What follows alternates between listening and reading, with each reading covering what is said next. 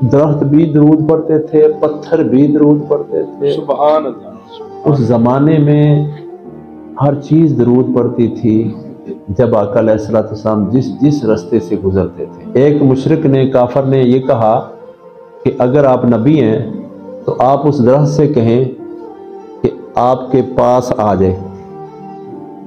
کافر کو پتا تھا، مشرک کو پتا تھا، یقین تھا کہ نبی وہ ہوتا ہے جس کی اطاعت درخت بھی کرتے ہیں۔ سبحان اللہ۔ تو آقا علیہ السلام نے فرمایا آپ ہی جا کے، حالانکہ اس نے ابھی کلمہ نہیں پڑھا، آپ جا کے اسے میرا پیغام دو۔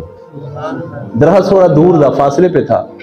حدیث پاک میں ہے اس نے جا کے کہا کہ نبی آپ کو بلا رہے ہیں۔ درخت کی جڑیں ساری بڑے آرام سے زمین سے نکلی، درخت ایسے جھکا اور چلتا چلتا چلتا چلتا سبحان اللہ۔ قدمین مصطفیٰ صلی اللہ علیہ وسلم میں آ گیا اور اس نے اشہد ان لا الہ الا اللہ وحدہ لا شریک لہ واشہد ان محمدا عبدہ ورسولہ پڑھا۔ جس نے کہا تھا اس نے بھی کلمہ پڑھ لیا، لا الہ الا اللہ محمد رسول اللہ صلی اللہ علیہ وسلم۔